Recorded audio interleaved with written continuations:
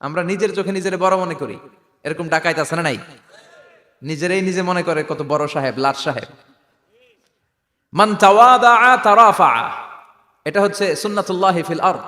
মান তাওয়াদাআ তারাফা, যে নিচে নেমে থাকতে চায় আল্লাহ ওরে টেনে উপরে উঠায়, আর যে খালি উঠতে চায়, হিংসা করে অহংকার করে উপরে ঠেলতে চায়, ওরে নিচে নামায় দেয় কে? সাইয়েদনা আদমকে আল্লাহ বললেন, আদম সাল্লিম আলা উলাইকা নাফার লাম্মা খালাকাল্লাহু আদামা ওয়া কানা তুলহু 60 যিরাআন। নিচে নেমে গেলে যে উপরে ওঠে, আর উপরে উঠতে চাইলে যে নিচে নামে, উদাহরণ দেখেন। আদম আলাইহিস সালামকে তৈরির পর আল্লাহ বললেন, আদম সাল্লিম আলা উলাইকা নাফার, এই ফেরেশতাদের সালাম দাও। কি দাও? সালাম দাও। কোনো প্রশ্ন নাই, আল্লাহ সালাম দিব কেন?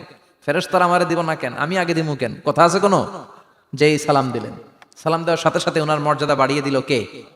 এত মর্যাদা বাড়ালেন যে নূরের ফেরেশতারা মাটির আদমকে সেজদা দিতে বাধ্য হয়েছে। চিৎকার করে বলেন ঠিক কিনা? তুমি মাটির আদমকে প্রথম সৃষ্টি করিয়া ঘোষণা করিয়া দিলে শ্রেষ্ঠ বলিয়া, তাই তো নূরের ফেরেশতা করে আদমকে সেজদা, সবার চেয়ে সম্মান দিলে মাটির আদমকে। আল্লাহু আল্লাহু পড়েন, আল্লাহু আল্লাহু তুমি জাল্লে জালালুহু, শেষ করা তো যায় না গে তোমার গুণগান। আল্লাহু আল্লাহু, সুবহানাল্লাহ পড়েন। কি সম্মান আল্লাহ বাড়াই দিলেন। আল্লাহ বললেন, আদম আজকে থেকে তুমি আশরাফুল মাখলুকা, তুমি খলিফাতুল্লাহ ফিল আরদ, তুমি পৃথিবীতে আমার খলিফা, ভাইস জেরেন্ট অফ আল্লাহ। আল্লাহর খলিফা, আল্লাহর আহকামগুলো পালনের জন্য ভাইস জেরেন্ট। চুরি করলে হাত কেটে দাও, কার আইন? এই কাজ আদম তুমি দুনিয়াতে যেয়ে করবা। জিনা করলে ডেথ পেনাল্টি, হেড অফ, শিরোচ্ছেদ করে দাও, কার আইন? খলিফা হিসেবে মানুষ এসে করবে। মানুষকে আল্লাহ আশরাফুল মাখলুকাত বানিয়ে দিলেন, নিচু হয়েছে বড় বানিয়ে দিলেন। আর শয়তানের অবস্থা কি? শয়তানকে আল্লাহ বললেন সেজদা দে আদমকে। শয়তান যুক্তি দাঁড় করিয়েছে, খালাকতাহু মিন তিন খালাকতানি মিন নার ওয়া খালাকতাহু মিন তিন। আল্লাহ আপনি আমারে বানাইছেন আগুন দিয়া। কি দিয়া? আগুনের ধর্ম উপরের দিকে ওঠে, আর মাটির ধর্ম সে নিচে পড়ে থাকে, আমি কেন সেজদা দেব? শয়তানকে চিরকালের জন্য ইবলিস মালউন, অভিশপ্ত আর জাহান্নামী হিসেবে ঘোষণা দিয়ে দিল কে? এজন্য আপনি ছোট থাকতে চাইবেন, আপনারা বড় বানাবে কে? আর আপনি নিজে যদি বলেন আমি বড়, থাপ্পড় মেরে আপনারা নিচে নামাই দিবে কে? এজন্য বিশ্বনবী দোয়ায় বলতেন, আল্লাহুম্মা জাআলনি সাবুরা ওয়াজআলনি শাকুরা ওয়াজআলনি ফি আইনি সাগীরা ওয়া ফি আয়ুনিন নাসি কাবীরা। ও আল্লাহ, আপনি আমারে ধৈর্যশীল বানান, আপনি আমারে শুকরগুজার বান্দা বানান, আমার চোখে আমারে আপনি ছোট বানান, মানুষের চোখে আপনি আমারে বড় বানান। সুবহানাল্লাহ পড়েন। এজন্য সবসময় শুকরগুজার থাকার চেষ্টা করতে হবে। রাজি আছেন তো? যে কোনো মুহূর্তে, যে কোনো পরিস্থিতিতে আমরা শুকরিয়া করব কার? চিল্লায় বলেন কার? আমরা যেন বেশি বেশি আল্লাহ তাআলার শুকরিয়া আদায় করতে পারি। আল্লাহ তুমি তৌফিক দাও। সবাই পড়ি আমিন। উত্তর চান্দোলা হিলফুল ফুজুল ইসলামী সংগঠনের উদ্যোগে আজকের এই তাফসীরুল কোরআনের প্রোগ্রাম। হিলফুল ফুজুল নামটা আমার বড্ড প্রিয়। বিশ্বনবী যখন 15 কিংবা 20 বয়স, কোনো বর্ণনায় এসেছে 15, কোনো বর্ণনায় 20, তখন তিনি একটা ছাত্র সংগঠন করেছিলেন, ইয়াং স্টারদের একটা অর্গানাইজেশন করেছিলেন। ওটার নাম তিনি দিয়েছিলেন হালাফুল ফুদুল। হালাফুল ফুদুল, ওইটারই আমরা বাংলায় কি বলি? হিলফুল ফুজুল। হালাফ মানে শপথ, oath, we take an oath in the name of Allah. আল্লাহর নামে শপথ নেয়ারে বলে হালাফ। আর ফাদিলা, ফাদলুন, এগুলোর প্লুরাল হচ্ছে ফুদুল। ফুদুল মানে ভালো কাজ। ভালো ভালো কাজের উপর বিশ্বনবী যুবকদেরকে একত্রিত করলেন যে মক্কা শহরে কোনো টেন্ডারবাজি চলবে না, কোনো চাঁদাবাজি চলবে না, দুর্বলের উপর সবলের অত্যাচার চলবে না, জালিমের জুলুম চলবে না, হত্যা চলবে না, ধর্ষণ চলবে না, রাহাজানি চলবে না। মক্কা শহরটারে শান্তির শহর বানাতে হবে। যুবকরা এই দায়িত্ব কাঁধে নিয়েছে। কারা? মুরব্বীরা না, যুবকরা। যুবকদের আছে প্রাণ ঢালা উচ্ছ্বাস, অনেক শক্তি। এজন্য যুবকদেরকে ভালো কাজে আসতে হবে। যুবকরা চাইলে এই দেশের চেহারা পাল্টে দিতে পারে।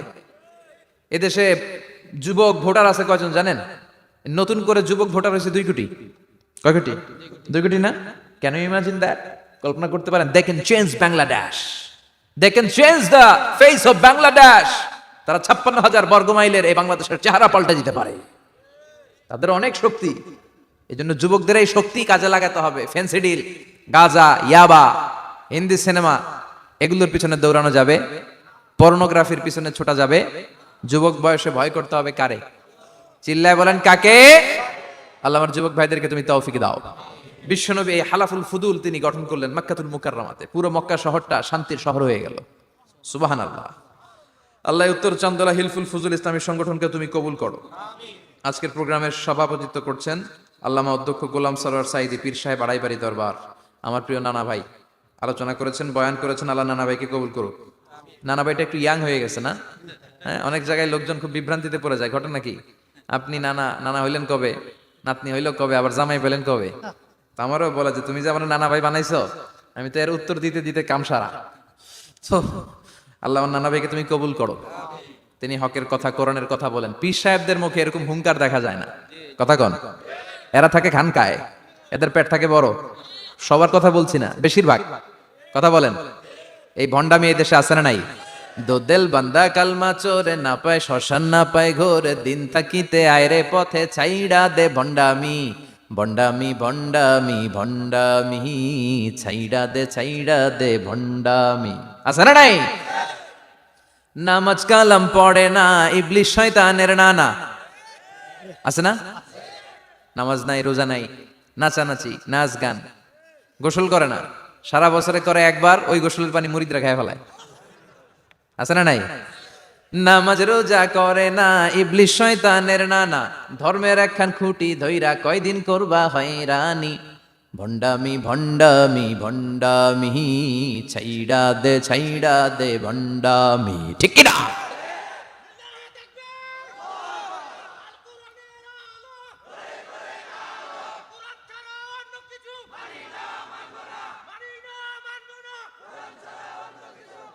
তো এই ভণ্ড পীর ও পীর, আমার নানা ভাইও পীর। কথা কন, পীরে পীরে পার্থক্য আছে না নাই? পীরে পীরে পার্থক্য আছে, এজন্য পীর চিন্তা হবে। এদেশে এই পাক ভারতে ইসলাম প্রচারে ওলিয়া উলিয়াদের, পীর মাশায়েখদের অবদানের কোনো শেষ নাই। কিন্তু চিন্তা হবে, কষ্টি পাথর দিয়ে যাচাই করে নিতে হবে। কারণ এই পীরের আদলে অনেক ভণ্ড এই বাংলার জমিন আছে না নাই? এই ভণ্ডদের সাথে আমাদের কোনো সম্পর্ক নাই। ওনার দরবারে আলোচনা হয়, সাইয়্যিদ কামালউদ্দিন জাফরি সাহেব যায়, আমরা যাই, দেশ বরেণ্য ওলামায়ে কেরামরা যায়, যারা হকের কথা বলে, যারা কোরআন সুন্নাহর আলোকে বলে, কোনো ভণ্ডামি নাই। যাবেন, প্রতি বছর যাবেন। এরপর ওই যে কেরাত সম্মেলন হবে না এবার 17ই ফেব্রুয়ারি, আমার প্রোগ্রাম যশোর। আমাকে অনেক বলেছিল, থাকতে পারলে আমিও কোরআন নিয়ে কিছু কথা বলে আসতে পারতাম, শুনে আসতে পারতাম কারীদের তেলাওয়াত। যাবেন আপনারা, দাওয়াত করে দিলাম। আল্লাহ আজকের সভাপতিকে তুমি কবুল করো। তারপরে আজকে কথা বলেছে মাওলানা রফিকুল ইসলাম ভুইয়া সাহেব, আমাদের সভাপতি সিরাতুন নবী ফাউন্ডেশনের চান্দোলার। না, রফিক ভাইরে চেনে না এমন কেউ নাই, এজন্য আর কিছু বলতেছি না আপনার নামে। আল্লাহ রফিক ভাইরে তুমি কবুল করো। গোলাম কবির চৌধুরী আল আজহারি আসতে পারে নাই, আমার বন্ধু মানুষ, একসাথে পড়াশোনা করেছি। এরপর আমার এক মিতা মিজানুর রহমান আতিকি আমার আগে আলোচনা করেছে, আল্লাহ তাকেও তুমি কবুল করো। সালাত নিয়ে কথা বলতেছিলেন। সালাত আউয়ালু মা ইউহাসাবু বিহিল আবদু ইয়াউমাল কিয়ামাতি আস-সালাহ। কিয়ামতের দিন সর্বপ্রথম হিসেব নেওয়া হবে নামাজের, সালাতের। সালাত চিনেন তো? কুরবানির গোশত খাওয়ার মাঝখানে যেটা খায় ওটা, হ্যাঁ, এটারে বাংলায় আমরা নামাজ বলি। কি বলি? নামাজ। বিশ্বনবী ইন্তেকাল করবেন, রুহু বের হয়ে যাচ্ছে, 2-3টা শব্দ বললেন, এর মধ্যে একটা ছিল সালাত। আর সালাত, উম্মতেরা নামাজ, নামাজ, নামাজ ছেড়ে দিও না। ওমা মালাকাত আইমানুহুম। মানুষ ইন্তেকালের আগে শ্বাস বের হয়ে যাচ্ছে, রুহু চলে যাচ্ছে, ওই মুহূর্তে কি জরুরি কথা বলে নাকি ফালতু কথা বলে? সবচেয়ে জরুরি কথাটাই তখন সে বলে যায়, ঠিক কিনা? কথা বলেন। বিষ্ণু বলেছিলেন নামাজ। তাহলে এই সালাতের গুরুত্ব আছে না নাই? সর্বপ্রথম এই সালাতের ব্যাপারে in the day of judgement আমাদেরকে প্রশ্ন করবে কে? সালাতে কায়েম করো, সালাতে কায়েম করো, হবে সম্মানী তুমি, হবে জান্নাতি তুমি, হবে সম্মানী তুমি, হবে জান্নাতি তুমি, দিবে কাল হাসরে শীতল ছায়া হারশে আজিম, রাব্বিয়াল আলা রাব্বিয়াল আযীম, রাব্বিয়াল আলা রাব্বিয়াল আযীম। সুবহানাল্লাহ পড়েন। এজন্য নামাজ, নামাজ, এই নামাজ যাতে মিস হয়ে না যায়। সব মিস হতে পারে, নামাজ মিস হতে পারে না। আল্লাহ তুমি বুঝার তৌফিক দান করো। আজকে সকালে মহিলা সমাবেশের কথা বলেছে হাফেজ কারি আশরাফ আলী, কথা বলেছে কারি আব্দুল কাইয়ুম মিয়াজি। যারাই কথা বলেছে আল্লাহ সবাইকে কবুল করো। সঙ্গীত পরিবেশনায় ছিল কলতান শিল্পী গোষ্ঠী, আল্লাহ তাদেরকেও তুমি কবুল করো। আসেন আমরা আল্লাহর নামে 3টা তাকবীর দেই, গলা ফাটি আমার সাথে সাথে পড়েন আল্লাহু আকবার, আল্লাহু আকবার, আল্লাহু আকবার। আল্লাহ তুমি কবুল করো। আমি আপনাদের খেদমতে সূরাতু আত-তাহরীম থেকে ছোট্ট একটি আয়াতের অংশ তেলাওয়াত করেছি, যেখানে আল্লাহ তাআলা আমাদেরকে আহ্বান জানিয়েছে, ওহে বিশ্বাসীরা, পাপ হতে পারে, ভুল হতে পারে, অন্যায় হতে পারে, ওই অন্যায়ের উপর অটল থেকো না, আমার কাছে ফিরে আসো। কাম টু ইউর লর্ড, তোমার রবের দরবারে ফিরে আসো, ক্ষমার মতো ক্ষমা চাও, ক্ষমার মতো ক্ষমা চাইলে আমি সব ক্ষমা করে দেব। সুবহানাল্লাহ পড়েন। রব্বুল আলামিন বলেন, ইয়া আইয়ুহাল্লাযীনা আমানু তুবু ইলাল্লাহি তাওবাতান নাসুহা। ও বিশ্বাসীরা, ভুল করেছো, অন্যায় করেছো, পাপ করেছো, জুলুম করেছো, আমার কাছে ফিরে আসো, ক্ষমা চাও। ক্ষমার মতো ক্ষমা চাইলে সব গুনাহ মাফ করে দিতে পারে কে? পাপ নাই, গুনাহ করি নাই, এরকম কেউ আছে? কথা বলেন। কত পাপ করছি, কোনো হিসাব আছে? পৃথিবীর কেউ না জানলেও জানে কে? পৃথিবী না জানুক আমি তো জানি, আমি কি পাপ করেছি হায়।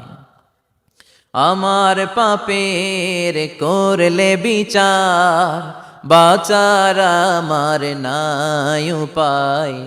দয়াময় প্রভু মাফ করো আমায়, মাফ করো আমায়। পড়েন আমিন। আমাদের পাপগুলো ক্ষমা করে কে? চিল্লায় বলেন কে? আল্লাহ ডেকে বলে, গোলাম আমি হলাম গাফিরুয যামব কাবিলুত তাওব। আমার কাজ হলো ক্ষমা করা, আমার কাজ হলো তওবা কবুল করা। শয়তানের কাজ হলো ওয়াসওয়াসা দেওয়া, আমাদেরকে ভুল পথে নিয়ে যাওয়া, আর আমাদের কাজ হলো ভুল করে ফেলা। আল্লাহর কাজ হলো ভুলগুলো মাফ করে দেয়া। আল্লাহ ডেকে বলে, গোলাম তোরা যদি ভুল না করতি, তোরা যদি পাপ না করতি, তোরা যদি অন্যায় না করতি, তোদেরকে ধ্বংস করে দিয়ে এমন একটা জাতি আমি এই দুনিয়ার বুকে তৈরি করতাম, যারা সকালবেলা ভুল করে দুপুরে মাফ চাইতো, দুপুরে ভুল করে রাত্রে মাফ চাইতো, আজকে ভুল করে আগামীকাল মাফ চাইতো, আর আমি আল্লাহ গুনাহগুলো তাদের সব ক্ষমা করে দিতাম। ক্ষমা করে দিতে আল্লাহর বড্ড ভালো লাগে। বান্দা আল্লাহর কাছে বারবার চাক, চোখের পানি ছাড়ুক, এটা আল্লাহ পছন্দ করে। চোখের পানির যে কত পাওয়ার আপনি কল্পনাই করতে পারবেন না। অনুশোচনার চোখের পানি চোখ বেয়ে নাকের ডগা পেয়ে জমিনে পড়ার আগেই আল্লাহ এই বান্দারে মাফ করে দেয়। বিশ্বনবী ডেকে বলে, ও আমার উম্মতেরা শোনো, আল্লাহর কাছে দুনিয়ার মানুষদের দুই ফোঁটা পানি সবচেয়ে প্রিয়। এক হলো জিহাদের ময়দানে রক্তের ফোঁটা, দুই হলো অনুতপ্ত বান্দার চোখের পানির ফোঁটা। কত ভুল আপনি করেছেন, কত অন্যায় আপনি করেছেন, কত পাপ আপনার হয়েছে, কত মিথ্যা আপনি বলেছেন, কয় ওয়াক্ত নামাজ ছেড়েছেন, কয় লাখ টাকা ঘুষ খেয়েছেন, কত যৌতুক আপনি খেয়েছেন, কত মিথ্যা আপনি বলেছেন। আপনার পাপ যত বড় হোক, যত বিশাল হোক, যত বেশি হোক, আল্লাহর দয়ার পরিসীমা তার চাইতেও বড়। আপনার পাপ, আপনার অন্যায়, আপনার জুলুমগুলো যদি হয় খালের পানির সমান, বিলের পানির সমান, আল্লাহর দয়া সাগরের পানির সমান। আপনার পাপ যদি হয় সাগরের পানির সমান, আল্লাহর দয়া মহাসাগরের পানির সমান। আপনার পাপ আর অন্যায় যদি হয় পাহাড়ের সমান, আল্লাহর দয়া আকাশের সমান। আপনার পাপ যদি হয় আকাশের সমান, আল্লাহর দয়া আরশের সমান। এজন্য আল্লাহ বললেন, ইয়া আইয়ুহাল্লাযীনা আমানু তুবু ইলাল্লাহি তাওবাতান নাসুহা। ও আমার গোলাম, তুই তোর নিজেরে যত বেশি ভালোবাসিস, তার চেয়েও আমি তোরে বেশি ভালোবাসি। তোর বাবা মা তোরে যত বেশি ভালোবাসে, তার চেয়েও আমাদেরকে বেশি ভালোবাসে কে? আল্লাহ বললেন, ভালোবাসারে তৈরি করার পরে আমি 100 টুকরা করলাম। চিল্লায় বলেন কয় টুকরা? 99 টুকরা ভালোবাসা আমি আল্লাহ নিজের মধ্যে রেখে দিলাম। 1 টুকরা ভালোবাসা গোটা বিশ্বের সবার মধ্যে আমি ভাগ করে দিলাম। 1 টুকরা ভালোবাসা পেয়ে আমাদের অবস্থা দেখছেন? আল্লাহ যদি 1 টুকরা না দিয়ে আমগরে 30 টুকরা দিত, কথা কন। 1 টুকরা না দিয়ে 80 টুকরা দিলে কি হইতো? কথা কয় না। 14 ফেব্রুয়ারি কবে? আজকে কত ফেব্রুয়ারি? আর কয়দিন? কথা কন। বিশ্ব ভালোবাসা, বিশ্ব। আসসালামু আলাইকুম রহমতুল্লাহি ওয়া বারাকাতুহু। প্যালেস্টাইন সলিডারিটি মুভমেন্ট বাংলাদেশের আয়োজনে ফিলিস্তিনের গাজায় সংগঠিত শতাব্দীর বর্বরোচিত গণহত্যার প্রতিবাদে মার্চ ফর গাজা শিরোনামে এক বিশাল বিক্ষোভ সমাবেশ ও গণজমায়েতের আয়োজন করা হয়েছে। আগামী 12 এপ্রিল রোজ শনিবার শাহবাগ থেকে শুরু হয়ে মানিক মিয়া এভিনিউতে যেয়ে এই মার্চটি শেষ হবে। ইনশাআল্লাহ তাআলা আমি নিজে সশরীরে এই বিক্ষোভ সমাবেশে উপস্থিত থাকব এবং আপনারাও দলে দলে যোগদান করুন। মানবতার পক্ষে, ন্যায়ের পক্ষে, গাজাবাসীদের সমর্থনে দল, মত, জাতি, বর্ণ, পেশা নির্বিশেষে সবাইকে এই প্রোটেস্টে অংশগ্রহণের জন্য আমি উদাত্ত আহ্বান জানাচ্ছি। আসসালামু আলাইকুম ওয়া রাহমাতুল্লাহি ওয়া বারাকাতুহু।